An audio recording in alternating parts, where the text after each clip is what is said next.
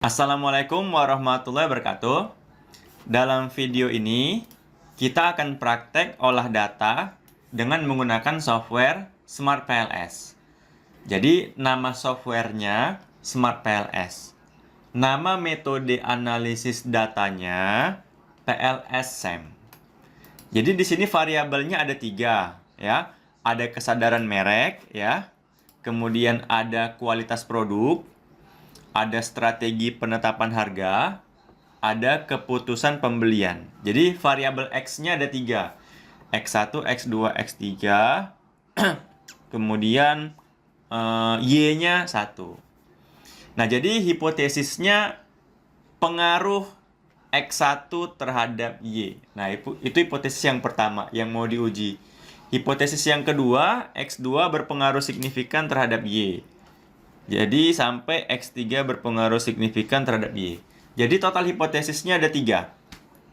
Nah, jumlah respondennya ada 5. Nah, ini kesadaran merek, ya. Kesadaran merek ini ada 8 item atau 8 indikator.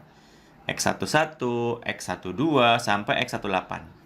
Sampai Y, variabel Y-nya, keputusan pembelian itu ada 8 juga, ya. Ada 8 indikator, ya, atau 8 item. Coba kita lihat data Excel-nya dulu. Nah, ini dia data Excel-nya, ya. Kita bisa lihat, ini jumlah respondennya tadi ada 85 responden. Datanya itu skala Likert dari 1 sampai 5. 1 sangat tidak setuju, 2 tidak setuju, 3 kurang setuju, 4 setuju, 5 sangat setuju. Ya. Oke, jadi variabel X1-nya ini dia, ya, ada 8 item, 8 indikator. X2-nya ada 16, banyak, ya. X2-nya ada 16 dan seterusnya. Kita lanjut. Nah, ini dia tahapan pengujian dalam PLSM. Nah, pertama kita nanti akan melakukan pengujian namanya outer model.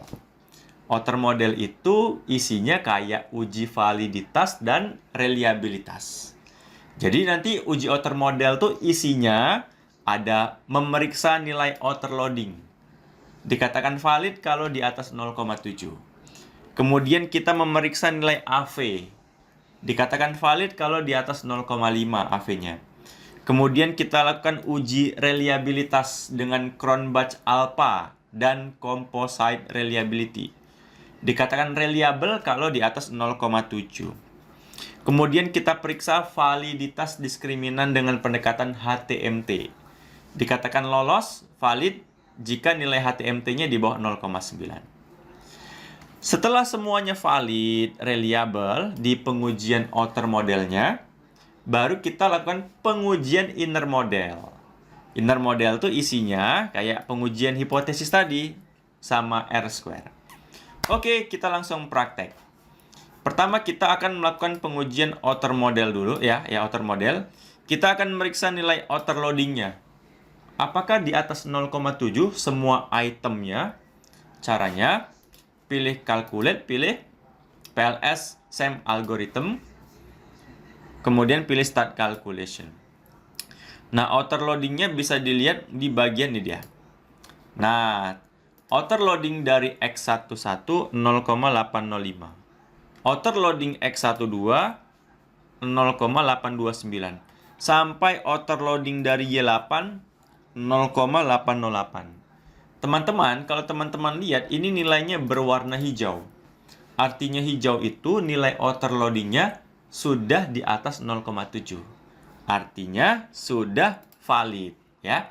Jadi outer loading-nya sudah lolos karena semua nilai outer loading-nya sudah di atas 0,7. Kemudian kita lakukan pemeriksaan validitas AV. Syaratnya valid kalau di atas 0,5. Kita bisa melihat AV-nya di bagian Construct Reliability and Validity. Nah, ini dia AV-nya. Semua nilai AV-nya sudah di atas 0,5. Berarti sudah valid.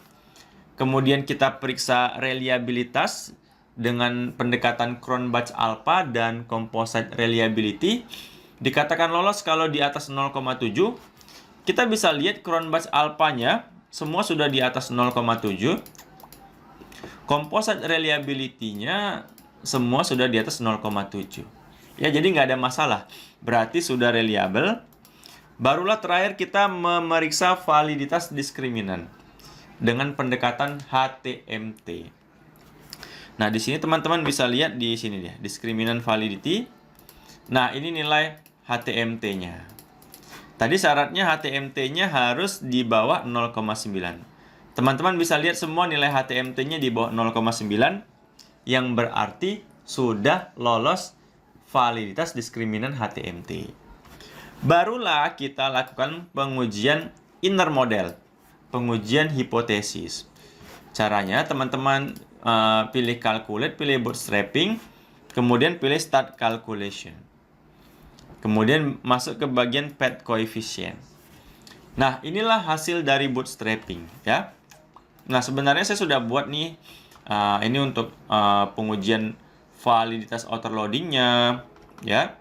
Ini untuk validitas AV-nya ya, sudah lolos semua. Ini untuk validitas diskriminan HTMT. Nah, sekarang baru kita masuk ke pengujian hipotesis. Nah, ya, ini tabelnya itu didapat dari sini. Nah, pertama kita bisa melihat nilai yang ada di kolom original sampel untuk mengetahui pengaruhnya positif atau negatif. Contoh, kesadaran merek ini nilai original sampelnya positif ya, 0,366.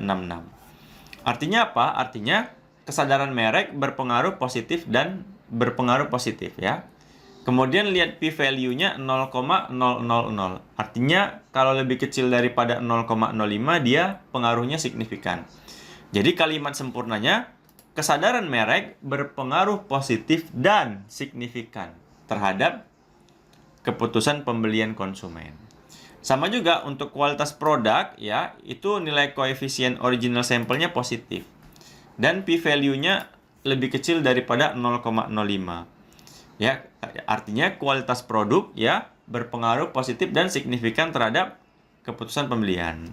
Sama juga strategi penetapan juga berpengaruh positif dan signifikan terhadap keputusan pembelian. Ya, teman-teman bisa lihat nih interpretasinya ada ya, ini kalimat-kalimatnya. Kemudian terakhir nilai R-square-nya 0,823 ya. Apa artinya? Artinya nilai R-square 0,823, kualitas merek, kualitas produk, dan strategi mampu mempengaruhi keputusan sebesar 82,3%. Nah, untuk R-square-nya sendiri bisa dilihat di PLSM algorithm ya. Kemudian lihat di bagian R-square ini. Ini dia nilainya. Oke teman-teman, semoga bermanfaat. Assalamualaikum warahmatullahi wabarakatuh.